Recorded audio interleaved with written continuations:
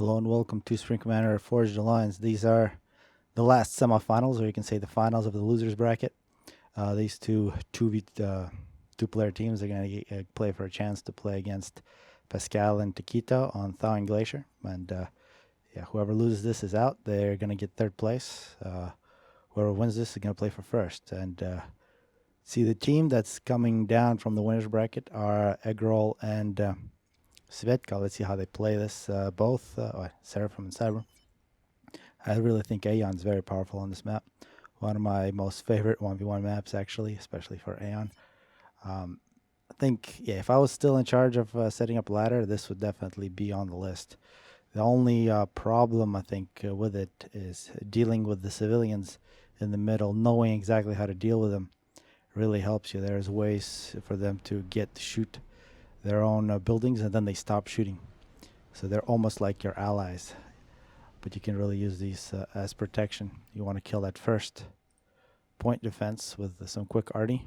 That's especially in 1v1. In 2v2, other things can happen. Besides that, on this map, another thing to know, these trees are extremely good. You can actually pull off build orders, 2 land factories with only 3 PGens, some manual reclaim, get a whole bunch of reclaim. Not knowing that and not knowing about the civs in the middle really screws you against a better than average player.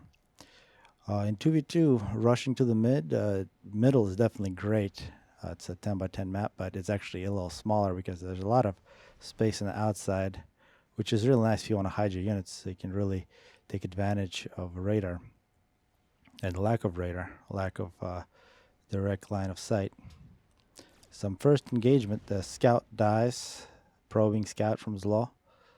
He is going up against the Seraphim player, so first bomber on this map is actually decent. If you can avoid the single Tech 1 mobile flak, probably don't want to fly over that if you don't have to. But taking out expanding mass extractor is actually huge. 2 expanding mass extractors to the top, 3 to the bottom here. And only 4 starting mass extractors, so your actual expansions are much bigger than your starting position. So denying these mass extractors is really the name of the game. It's probably the third most important thing after trees and middle. And then I guess the fourth, there are a whole bunch of little rocks scattered all over the place, so you got to get those as well. And where is this initial engagement? We're seeing Zlaw had an engineer tried to live, but that tank, it didn't do its job. The Eggroll standing still. You don't want to be doing that. That's just a waste of opportunity. The ACUs, some of the slowest units in the game. You want to really move, especially in the early game. See, 2 hunters. Now this hunter from Zlaw, actually 3 hunters. I apologize. Zlaw is just full on press. He knows he'll face Selene, which he'll easily kill with a hunter, and he can run away from Tham as long as he doesn't meet the ACU. He's fine. And you can see exactly where he's going to go. I think this hunter will probably die. The middle hunter did his job, and out here nobody's grabbing that. As we're also seeing Mech Marine from Oxy.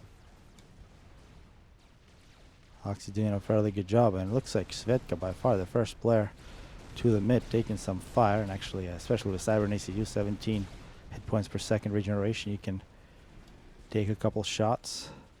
And this is where you want to place your ACU in such a way that these PDs, once they start shooting you, they don't actually shoot your ACU. The rating continues 2 kills. And that's actually, I gotta say, there's a little bit of rating from Svetka against Oxy, but otherwise, all the rating really came from the bottom. In terms of air, see a defensive bomber from Oxy. Absolutely no air or rating from the top side. All they've done is they're definitely going to win middle, and that's actually huge. Just in the dead point defense is nearly 1,000 mass. Each one of these is about 1,000 mass, plus all the civs get mass. If they grab that and they can utilize it, and to utilize it, you got to have build capacity and power. If you don't get those 2 things, you could be in trouble. This Mantis continues to be a nuisance.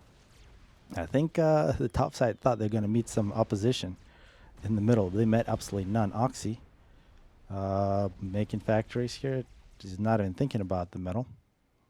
It's actually coming up minute 5. Check out the reclamation numbers. Full reclaim can't even use anymore. 2,000. Eggroll only 3,800. Probably getting a little mass from his allies. Law 1,300. He didn't even go to the middle. He just knows where to get the mass. Also nearly 10,000 in power. That's actually huge. Oxy 1300. So even though they haven't gone to mid, they're not that far behind on reclaim, but there's still a lot of reclaim left in the middle. Gesture from Zlo pushing up. Zlo with the ACU.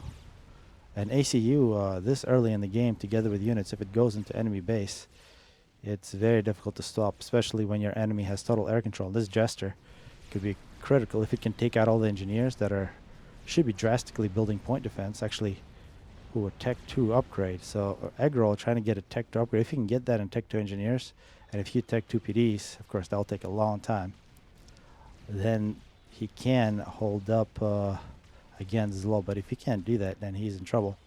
Eggroll actually enjoying the top score. But I think in terms of position, he's definitely in the worst position.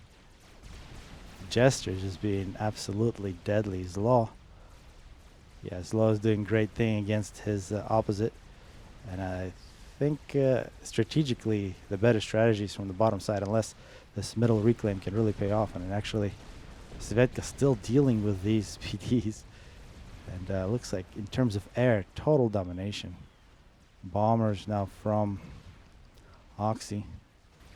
And Tech 2. So Tech 2 land rush from both bottom players. If they can get Tech 2 land and recover map control, they could be in decent shape. But it looks like Svedka is going to leave the middle completely undefended except for the civs. He does have these 3 mass extractors, but still huge amounts of reclaim left. This is 500 right, just sitting right there. Actually, this one is reclaimed. This is strange. I guess he's afraid for his base, but the only strategic thing that they've won the entire game, and they're just going to give it away. This mass extractor taking a very long time to be built. As we're seeing Tech to flag, Eggroll is back home. He does have a little more reclaim for himself. And let's see what kind of units. I think in this case, Ilshis are always a good choice. But, oh man, yeah, you can see Eggroll plus 9 mass.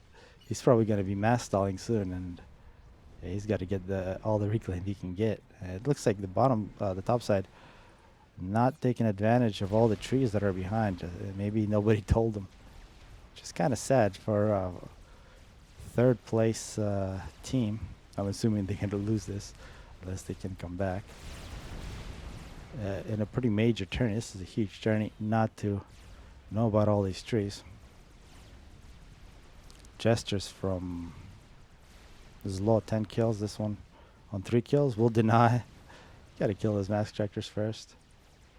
As Zlo getting a PD. Here Zlo could actually be in a bit of trouble. If instead of Ilshis, Eggroll built that other tank, whatever its name is, tank we usually never see. This one. What? I guess I don't get to see names. That's all right. The Tech to tank with 200 damage per shot. It's actually quite good against ACUs. It's pretty quick, and the ACU overcharge, it hurts, but not nearly as much when you get your Ilshis overcharged. Plus, you can get those out much quicker. Zlo, 8 kills in the ACU. Eggroll, 4, which I think were all civilians. Total denial of mass extractors on top, using just air. Still haven't seen, I think, a single inti from the bottom side, which also, of course, translates into very bad intel. And you have bombers, maximum 300 damage if you get the bombs to fall right. Zlo, 13 kills. Well-placed PD. Eggroll is going to eat some PD fire.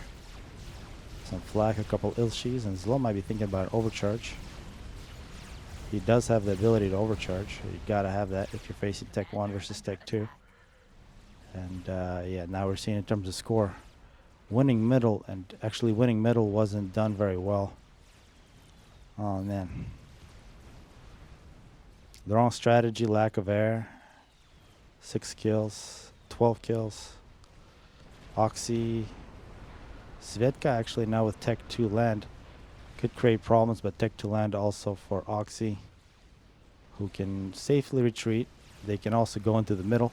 Looks like Jester took out all the PD, so anybody can just go in and grab a whole bunch of reclaim. Zlo now 3,700, Oxy 3,400, Svedka 4,200, and the Eggroll, oh my gosh, only 1,800. And given the lack of mass extractors for him, yeah, it's.